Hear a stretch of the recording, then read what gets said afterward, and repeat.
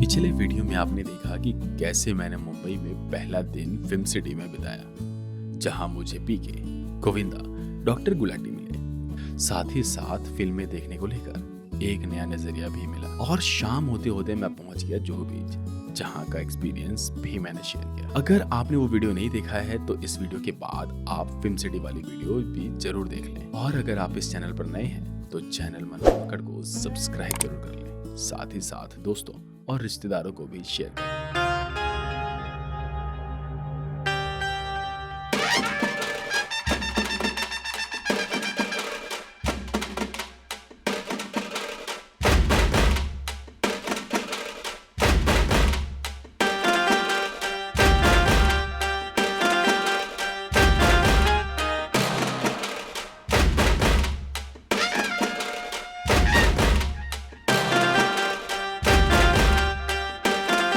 और अब आज यानी कि मुंबई में दूसरे दिन मैं आपको लेके चल रहा हूँ मुंबई के कुछ फेमस धार्मिक जगहों को देखने, जिसमें मंदिर, दरगाह और चर्च शामिल है, जिसके लिए मैंने कैब की और पहुंच गया दादर। अब मुंबई में एक बात जो बड़ी अजीब लगी वो ये कि साउथ मुंबई में ऑटो नहीं चलते। साउथ मुंबई जाने के लिए आपको कैब या टैक्सी का सहारा ही लेना पड़ेगा, बाकी लोकल तो है ही। लेकिन मैंने प्लान के अकॉर्डिंग कैब करना ही उचित समझा और दादर होता हुआ पहुंच गया प्रभा देवी, जहां है श्री सिद्धि विनायक मंदिर। इस मंदिर प्रांगण में घुसने से पहले ही फूल माला वाले जूते चप्पल बाहर खोलने को कह रहे थे, साथ ही साथ फूल माला लेने का भी आग्रह कर रहे थे। जबकि अंदर में जूता स्टैंड, प्रसाद काउंटर, मंदिर ट्रस्ट के काउंटर जैसे अनेकों बूथ देखने को मिले। और सबसे अच्छी बात ये रही कि यहाँ मैंने जो सुना था उसका एकदम उल्टा देखने को मिला। दरअसल में लोकल्स ने यहाँ के बारे में बताया कि सबसे ज्यादा भीड़ आपको इसी मंदिर में मिलेगी, लेकिन मुझे ये मंदिर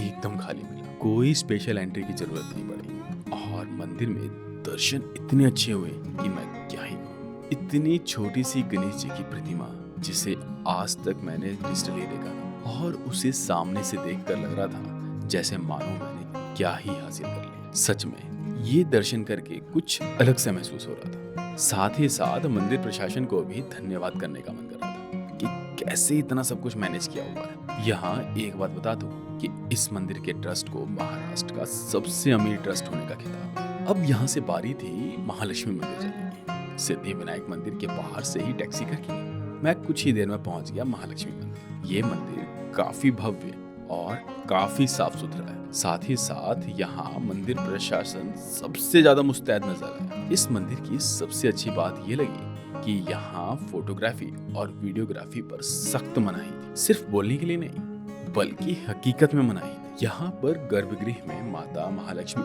महाकाली और महासरस्वती के रूप में मंदिर परिसर में एक पिलर है जो कि आकर्षण का केंद्र है। साथ ही अन्य देवी देवताओं के मंदिर भी है। मंदिर परिसर में प्रसाद और फूलमाला की दुकानें हैं। साथ ही गिफ्ट आइटम के भी काफी ऑप्शंस थे। अब पेट खाने के लिए कुछ मांग रहा था और दुकानों से आ रही ये खुशबू इस भूख को कुछ ज्यादा ही बढ़ा रही थी। यहाँ डोसा खाने और कुछ देर ठहरने के बाद मैं निकल गया अगले पड़ाव पर, जो कि यहाँ से कुछ ही दूरी पर है। उसी रास्ते में ये त्र्यंबकेश्वर शिव मंदिर भी दिखा। महालक्ष्मी मंदिर से हाजी अली जाने वक्त ये मंदिर पड़ता है, लेकिन काफी लोगों की नजर से ओझल ही रह जाता है।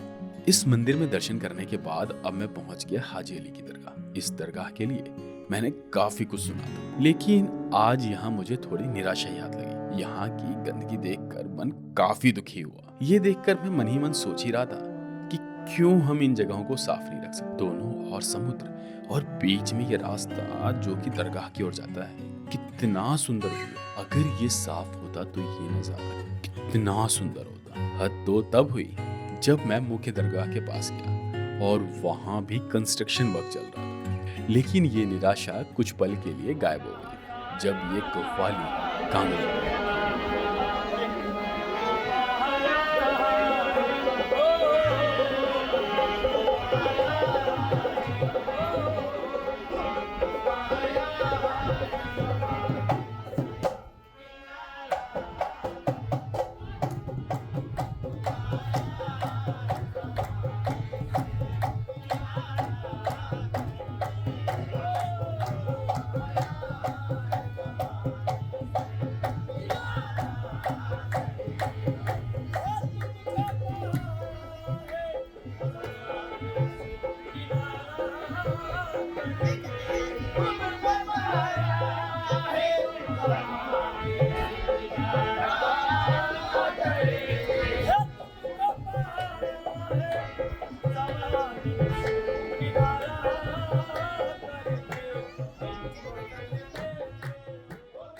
और कुछ पल के लिए मैं इस कव्वाली में खो ही गया। कुछ ही देर में एकदम से लोगों की भीड़ दरगाह की तरफ भागने लगी। ये देखकर मुझे कुछ समझ ही नहीं आ रहा था कि ये लोग भाग क्यों रहे हैं। दरअसल में ये लोग बारिश के पानी से बचने के लिए छत के नीचे भाग रहे थे। बारिश के रुकते ही अब यहाँ से आगे मैं टैक्सी लेकर निकल गया एक ऐसी जगह जिसे मुंबई की कुल देवी माना जाता है, और इन देवी का नाम है मुंबा देवी। ये मंदिर ज्यादा बड़ा नहीं है, लेकिन यहाँ दर्शन करके मन को काफी सुकून मिला। यहाँ भी गर्भगृह में फोटोग्राफी की सख्त मनाही है। यहाँ दर्शन करने के बाद मैं निकल गया मरीन ड्राइव सनसेट व्यू देखने के लिए। लेकिन आज का दिन शायद मेरे मन का साथ दे ही नहीं रहा था। कुछ देर मरीन ड्राइव पर बैठने के बाद यहाँ एकाएक घने बादल लग गए और ढलती शाम देखने नसीब ही नहीं। एकदम से अंधेरा हो गया, लेकिन मरीन ड्राइव देखकर, इस हवा और लहरों को महसूस करके मैं एकदम खुश हुए जा रहा। मरीन ड्राइव पर ऐसे ही लोग घंटों बैठे रहते। अब आज की यात्रा को आराम देते हुए मैं गया चर्च गेट।